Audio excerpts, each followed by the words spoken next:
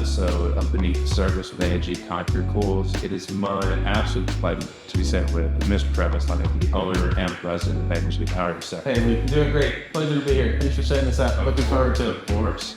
So tell me a little bit, obviously you know the company very well at the time. You're sort of at the highest position we have now, but tell me about what it was like when you were starting out. Got hired on in October of 1999. Okay. Been with the company just over 24 years. A&G was started in a garage by Art Allen in 1987. Art was kind enough to provide me an opportunity in 1999. Then made me a partner in 2009. Okay. In May of 2023, Art is enjoying his retirement life now and has turned the reins over to me. And I've been very blessed and fortunate to have learned how to be, I believe, one of the greatest pool construction companies on the planet, and by far the best pool construction company in the United States, in my opinion.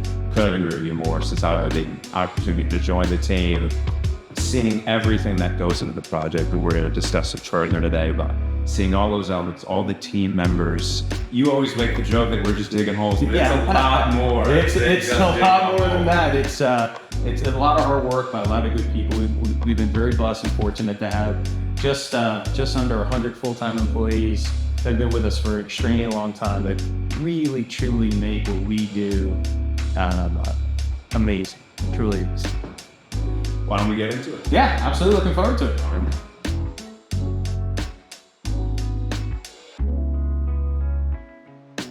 I remember this one, the first day I walked in and saw this on. Yeah. So you gotta tell me, I mean, it's gigantic. It's got so, walk me through, how do you even start with something like this? Client came to us, believe it or not, this was a spec house. Really? Yeah, for one of our long-term builders that we had a relationship with, and open canvas. This was a blank canvas. And a couple of things they wanted to make sure they did was a lap lane swimming area, exercising, and also a child's play area where the hot tub area, that section is. That entire area by the hot tub is 4 inches deep around the hot tub area. That is separated from the actual body of the swimming pool, which is elevated about 4.5 inches. So not only do you superheat just the hot tub, but you can have the availability to superheat just the play area around there. So in the really harsh winters that we have down here where it gets down to like 40 degrees, the consumer can go ahead and heat just that area where they don't even have to heat the swimming pool. I was always so intrigued by that. Obviously, we talked about a few of them already.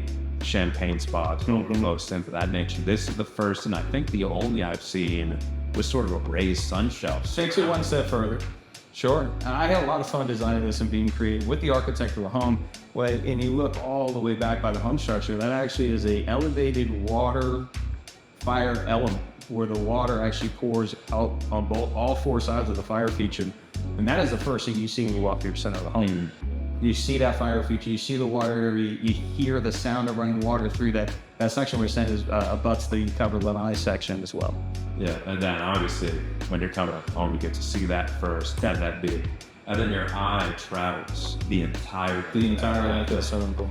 And I think that's one of the things that I know you consider, and I think our entire executive team considers, is as much, and we say this all the time, as much as you can possibly swim, you will look at it more.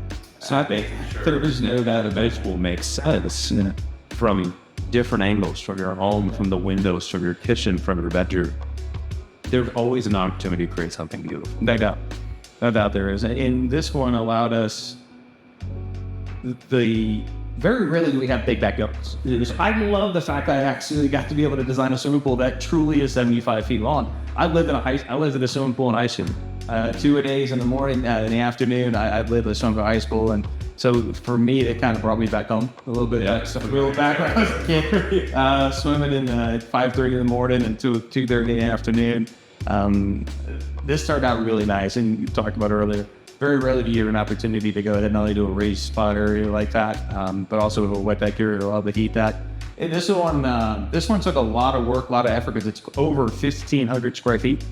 So for us down here in Florida, that's a big pool, especially for a residential. That's a lot. That's the size of a lot of yards down here is right. Really super happy the way this turned out. Really happy with the buyer that wanted to buy that home. Believe it or not, this is 7 years old, and we actually built another pool for that same buyer. They do it to another house in like community. So that was pretty cool to be able to actually sit down one-on-one and take parts and pieces that the client loved on this project and introduce them into his new home.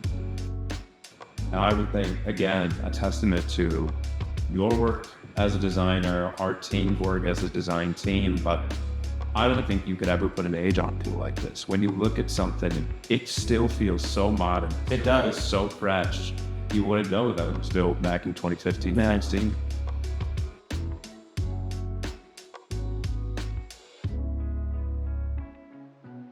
And this one, the homeowner, 5 kids, wanted something different, saw the tree.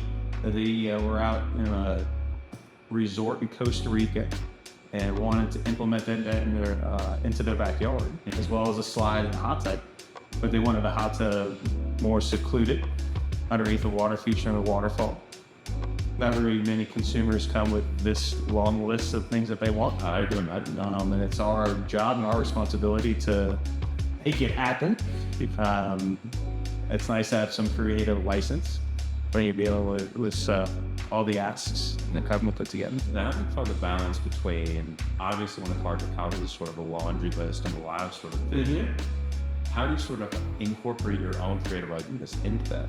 And that's where having the years of experience come into play. Then I can look at the backyard space and go over with the consumer what really are the asks that are most important versus some of the ones that go, okay, we may have to eliminate this, or you might have to look at this from a different lens, a different light in order to incorporate it and make it work. And that's the beauty of the design process. Now, with something like this, obviously a lot of rock work, a lot of really intense structural work, I imagine. When you're sitting down to really delineate and draw a final, how do you consider something like an elevation, something like a spa being underneath the rudder that's, while still interplaying, knowing that your plumbing has to make sense, knowing that your electrical is going to have to make sense, knowing that people are going to have to get in and out of these spaces in a way that's comfortable and feasible for them, while still giving them all of this sort of aesthetic splendor. True, and you also got to take into account how tall is the almost look at. You know, in this instance, he was a hockey player, is 6'6", so the opening you got to make sure is at least 6'6". Him and his buddies that get in there. And you look at this project, you look at the tree, which is very artistically done. What you don't see is there is red iron steel that is actually underneath as a structure, which is incorporated into a 5 foot by 5 foot by 5 foot solid concrete base in order to go ahead and provide the structure that it needed to be able to swing back and forth off of, and have the slide coming off of that encasing the stone behind it. This one took a little bit more creativity, lots of back and forth, lots of rough drafts, in order to go ahead and make this happen from initial design concept to what you see in front of you.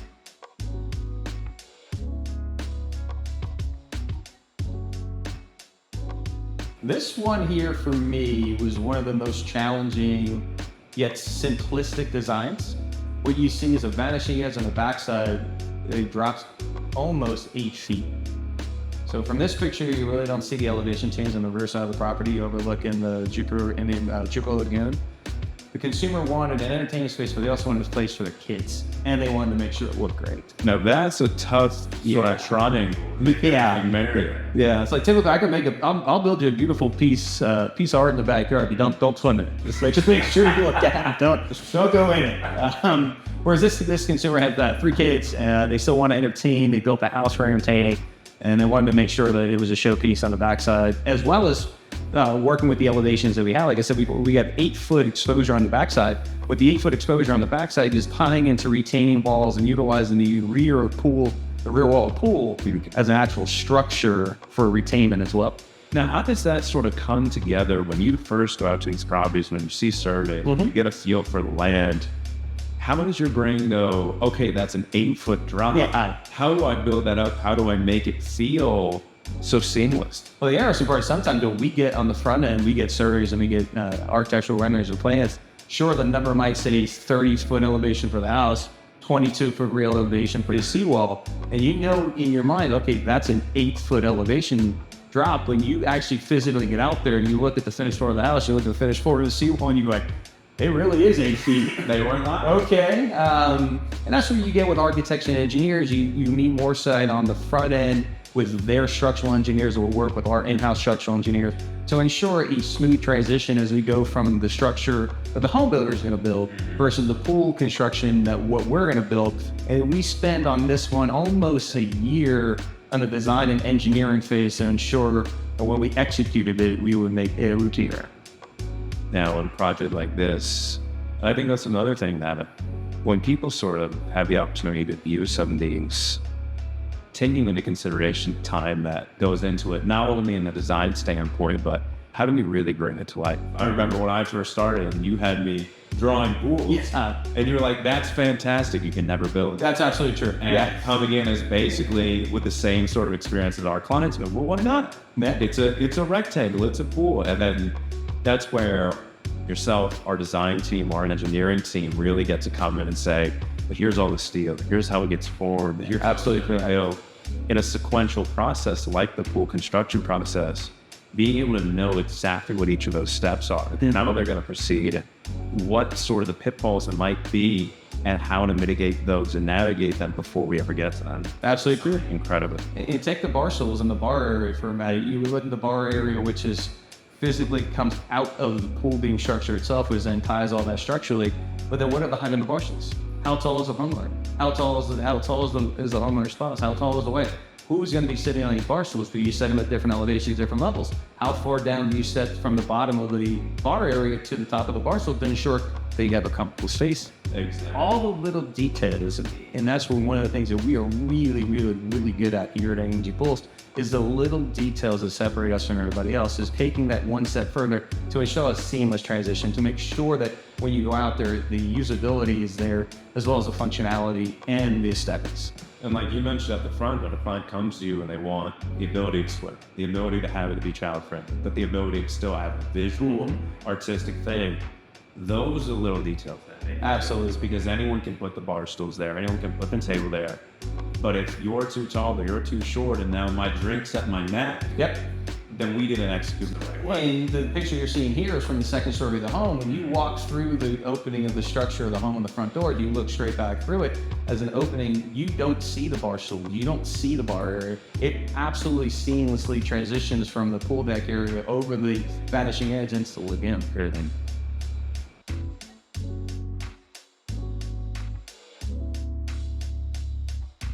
So tell me about this. I know this is a bit, I wouldn't say unusual, but going to remodel, that's an entirely different set of considerations you have to give to a standard build. No two remodels are the exact same. You never truly know what you're getting into. We've been in business 37 years. We've built over 14,000 swimming pools. And this one, we did not build the initial project. And in hindsight, I wish I would have. It was all not, there was a lot of things, a lot of unforeseen things, a lot of variables that came into play on this project. This went from a retile, regem to rip out the spa, redo the areas, artificial turf everywhere. Let's go ahead and do the wet deck area in stone. Let's change this, let's change that. This is a 3-year project from the time we actually first set foot on to the time it finally got finished. And it morphed over that 3-year period. I could only imagine. One of the things that always stood out to me with this one in particular, the way of design, particularly in 2023, and seems to be the trend as we go forward, is a lot of that geometric, a lot of that rectangle-based design. I've always been so impressed how the rounded edges are incorporated here, how the semicircular and circular elements, it all feels natural and yet still feels so live. Yeah, and that's one of the things that we did with this. And the original pool, when you're looking at the hot tub area, that area didn't exist. It was basically just a regular Roman style pool that we then offshot with the new wet deck area, the new space, the hot tub section being raised there. We wanted, the original design there was, everything was very geometric. And we decided to go ahead and mimic what we had already in the swimming pool and just go ahead and copy that. And it executed really nice the way it came out and kind of tied everything together. And I always love the way that you're sort of reflecting a lot of the home architecture in your pool. You're taking those arches from the windows, you're taking those circular elements from the structure, and you're incorporating that in. It feels as if it was there from the Well, start. it's interesting. When I started the company 24 years ago in the industry, it was the backyard was not an extension of the home. The backyard was a separation from the home. It wasn't something that flowed. And that has absolutely transitioned over the last decade to where the backyard entertainment area is a true extension of the home. Well, I think it's, again, we've talked about sort of the understanding, the consideration, the attention to detail that we give when we look at the design. I think all of the greatest tools, particularly when we have an opportunity like this, and it shows in a remodel, you would never know. It seems like when they built that house, in those plans was that exact tool. And to be able to craft what I think takes an understanding, it takes patience, but it also takes a lot of expertise. 1,000%. A lot of knowledge of where we've come from in terms of history, where we're going, and where we'd all right there. I want to say even during the 3-year process, we had close to 30 to 35 team members at some point in the, whether a minor capacity or a major capacity, actually work on this project. I mean, you're talking about a third of our entire workforce, and at that time, maybe a whole. Maybe even more of that then. Sure. Integrating the artificial turf, integrating the pebble areas that you see right there, integrating the overall color scheme around the swimming pool to make it tie into everything you see, the tiles, the finishes, the stucco, the coping.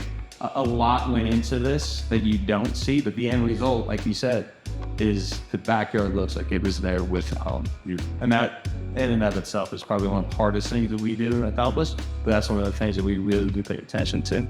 So this is a bit more specific, but tell me about how you marry so many different textures together, because you see the wood, you see the pebble, you see the turf, obviously the water, tile.